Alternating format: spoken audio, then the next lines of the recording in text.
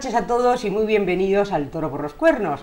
Que esta noche, gracias a Dios, está lloviendo. Y parece que está lloviendo, pero lloviendo con fuerza. Pasaba yo hace un minuto por la plaza de Amboaje, que por cierto, la plaza de Amboaje está preciosa de día, pero está preciosa de noche, y está preciosa con luna, y está preciosa lloviendo. Y ahora era una verdadera maravilla. Y esta lluvia nos viene bien a todos, viene muy bien al campo, viene muy bien a los embalses, viene muy bien a todos esos virus que nos están atacando, todas estas gripes tremendas que no terminamos de sacárselas de encima, y sobre todo viene muy bien para desperdigar los malos espíritus, el mal yuyu, señores míos, a ver si llueve y nos limpia a todos de una vez por todas y nos hace nuevos. Es el milagro de la primavera, ya saben ustedes. Y ahora cojan papel y lápiz. Cojan papel y lápiz porque vamos a continuar el programa de la semana anterior. Y tengo que dar las gracias porque he recibido durante toda esta semana un montón de enhorabuenas por el programa, bueno, que no fueron enhorabuenas a mí, desde luego, sino a nuestros contertulios. Ustedes quieren saber dónde se puede comprar el libro del profesor Luis Gorrochategui y nos lo va a explicar ahora mismo, dónde se puede comprar porque ya está a la venta, el libro de la Contraarmada. Y tenemos esta noche a don Luis Gorrochategui y a don Juan Granados. Don Juan Granados, muy buenas noches a los dos. Buenas noches. Luis, cuéntanos, ¿dónde se puede comprar la Contraarmada? A ver. Muchas gracias, Pepa, por tus amables palabras. La Contraarmada se puede comprar directamente en mi página web, contraarmada.com. En ese caso puedo dedicar el libro y además cuesta lo mismo que en las librerías. Los gastos de envío corren de nuestra cuenta. ¿Y lo mandas dedicado? Y lo mando dedicado. Y también se puede comprar en la librería central.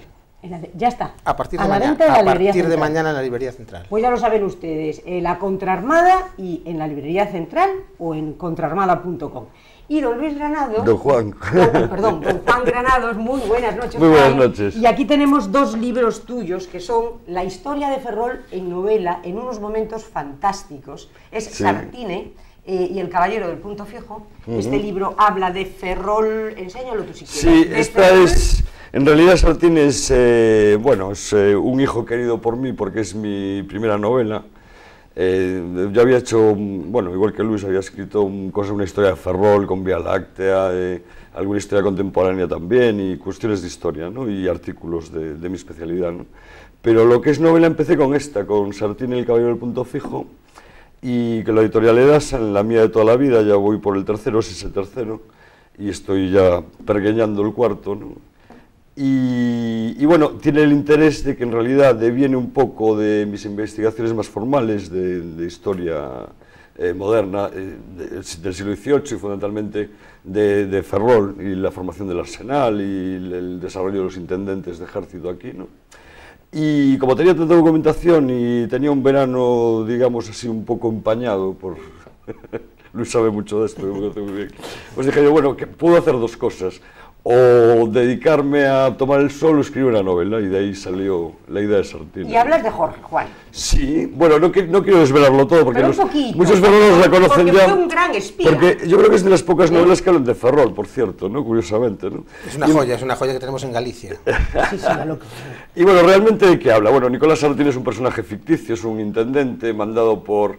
tal vez el ministro fundamental, ¿no?, del reinado de Fernando VI, que fue, junto con Carvajal, fundamentalmente el marqués de la Ensenada, que era un verdadero pantófilo, un hombre que sabía absolutamente de todo y que una capacidad de trabajo extraordinaria, ¿no? Es un poco el artífice de la fundación de los departamentos marítimos que había desarrollado ya Patiño, ¿no?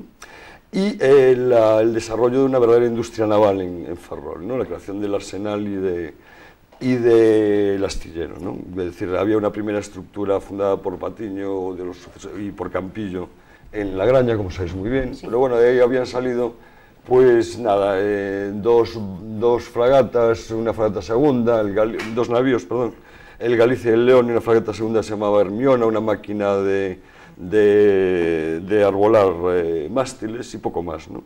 Pero realmente la eclosión del arsenal vino por ahí. Entonces la historia de Sartine es en realidad un intendente, un hombre del rey, ¿no? Es decir, un hombre que sirve...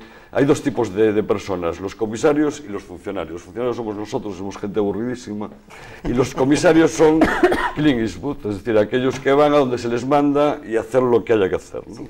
Y estos eran los comisarios, que es lo que es Sartine, ¿no? En este caso le encargan averiguar por qué se estaban cargando la gente, a los ingenieros que mandaban aquí para crear el arsenal, eso es ficción, claro, y luego ayudar a Jorge Juan, que es el gran artífice del desarrollo de la industria naval en España, y otras tantas cosas más, ¿no? Ayudar a Jorge Juan en sus tareas de espionaje en Londres, porque esta es la historia, y es real.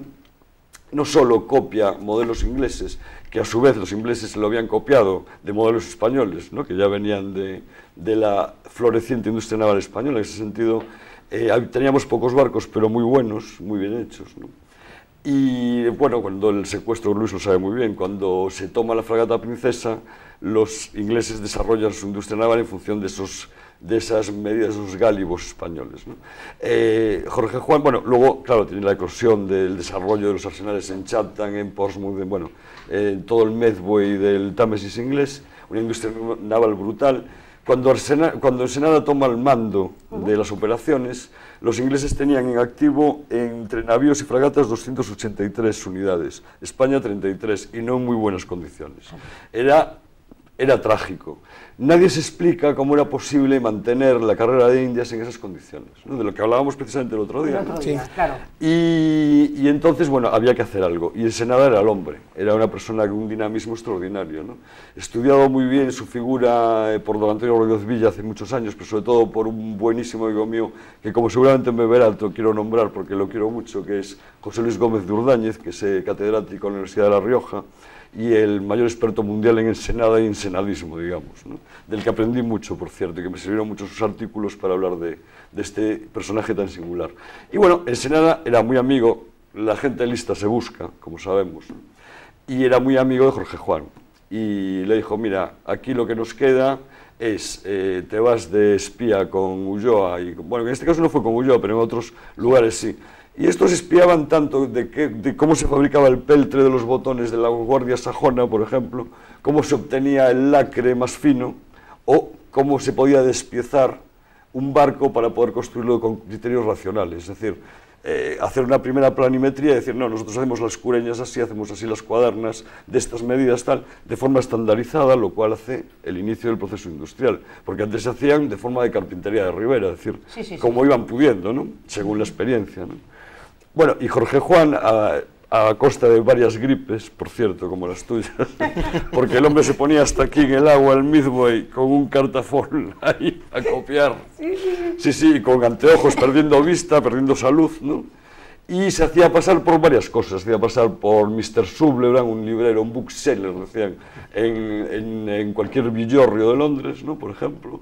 Luego era Mr. Sublebrand, un comerciante, incluso se disfrazaba, se vestía de marinero, era espectacular Jorge Juan, ¿no?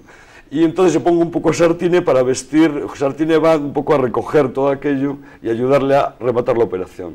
La operación fue real, de esto habla muchísimo Juan Antonio Rodríguez Villasante, el antiguo intendente de Marina en Ferrol, un excelente amigo mío, y si me ve, pues lo quiero saludar también. Y estudió muy profundamente a partir del catastro de Ensenada, precisamente, de otras de las maravillas que hizo Ensenada por la historia, ¿no? Pues la llegada de no menos de 200 familias inglesas a España en general, a los 3 arsenales y también a La Habana, ¿no? Es decir, a La Carraca, a Cartagena, a Ferrol, donde llegó Edward Bryant y digamos que la creme de la construcción naval inglesa, esto es muy curioso explicar, y también en La Habana, donde un inglés fue el que inició el desarrollo y la construcción de la Santísima Trinidad, por ejemplo, ¿no? Sí. Entonces, es un feedback, es decir, las primeras, digamos, versiones de esos navíos del 18 vienen de la era Gaztañeta, digamos, de Guarnizo, Santander, pues, donde había la industria naval española siempre fue extraordinaria. Los ingleses toman esos proyectos, los desarrollan porque tienen capacidad económica para ello y quieren tomar el mar. Entonces, ¿qué hace Ensenada? Pues hace un proyecto maravilloso para conseguir una guerra defensiva, disuasoria, es decir, no puede echar barrera a los ingleses del Atlántico, ¿no? Pero lo que sí puede es vigilar la carrera de Indias, y lo consiguió durante todo ese siglo, es decir, fue extraordinario. De hecho, en Ferrol, gracias a la llegada de estos artífices ingleses, muchos de ellos traídos por Jorge Juan, que era capaz de convencer a quien fuera, bien fuese por el fondo de reptiles, que ya había entonces, claro. Es decir, invirtiendo grandes sumas en mejorarles la vida a estos muchachos, ¿no? O bien, incluso porque algunos eran católicos, y hay aquí una historia divertida con un cura católico que hace misa en un barco y los descubre y casi los llevan presos, bueno, el duque de Bedford detrás de ellos. Es una historia novelesca estilo Dumas casi, ¿no? Es un poco ese estilo. Pero bueno, el trasfondo histórico existe ahí, ¿no? Y entonces toda esta gente se viene para aquí, o bien porque eran católicos, como os decía, o bien porque las condiciones económicas eran extraordinarias, eran fichajes, bueno, pues comparables nada más a los grandes directivos de grandes empresas como Telefónica hoy en día, ¿no? Es decir, venían con un pastizal aquí, ¿no? O sea que la corona prácticamente es cierto que casi se arruina con Ferrol. No exactamente. Echó el resto. Echa el resto en Ferrol. Lo dio es todo. Decir, es lo dio la todo. joya de la corona, sí, nunca sí. mejor dicho. Tú fíjate, sin duda, y además en el siglo XVIII ningún arsenal superó en construcción a Ferrol. Fíjate que solo entre el año 1753, ya montado, ya de vuelta Jorge Juan, ¿no? Y en 1755 se construyeron 12 navíos de línea de primera calidad, que fue el apostolado precisamente, ¿no?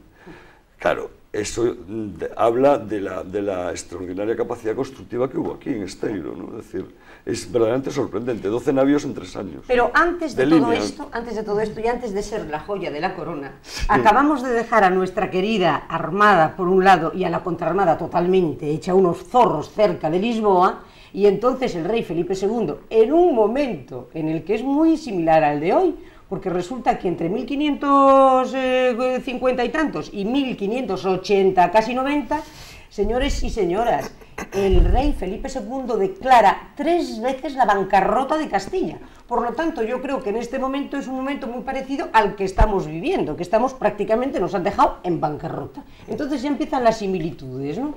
Entonces, un rey que está casi en bancarrota, 3 veces la declara, y de repente dice, señores, La Coruña no me vale como puerto, porque se ha demostrado que es un puerto demasiado abierto a vientos, abierto a escuadras enemigas, necesito un puerto estratégico. Y entonces se fija en Ferrol. Y Ferrol, en ese mismo momento, con Felipe II, es el germen de lo que va a ser esa maravilla de la que hablabas tú, Juan, pero sí. Es el gran cambio, porque de repente a una pequeña aldeíta con 200 almas, poco más o menos, bueno, pues al tener que albergar las flotas reales, tiene que ser una transformación fundamental en la ciudad también, ¿no? Sí, sí. Bueno, yo antes de nada quiero decir que los viajes en el tiempo son posibles. Son posibles y yo los conozco. Hay un científico que lo ha conseguido. Se llama Juan Granados y lo tenemos enfrente. Aquí, con nosotros. Sí, porque ¿de qué nos vale saber mucho sobre cómo era Ferrol si podemos vivir como era Ferrol? Y eso es lo que me ha pasado leyendo a Sartine, porque hay novelas históricas y novelas históricas.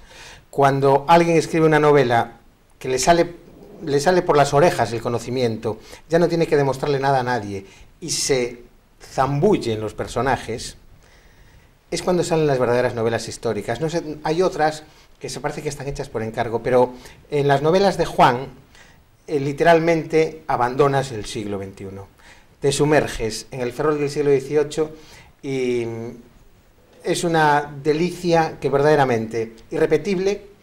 Nadie es profeta en su tierra, pero Juan lo va a ser.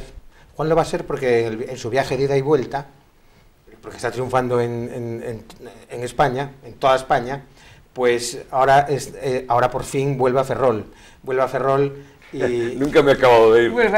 ¿Y su otra novela, qué es esta? No. ¿Y su otra novela, qué es Sí. esta? ¿Que es Sartine 2? Sí, por el medio hay una que Sí. saqué en el 2006 que no tiene nada que ver, se llama El Gran Capitán y va sobre las campañas del Gran Capitán en Nápoles, que eso nos daría para otra. Luis hablando de tercios, pues, o de coronelías en ese caso, ¿no?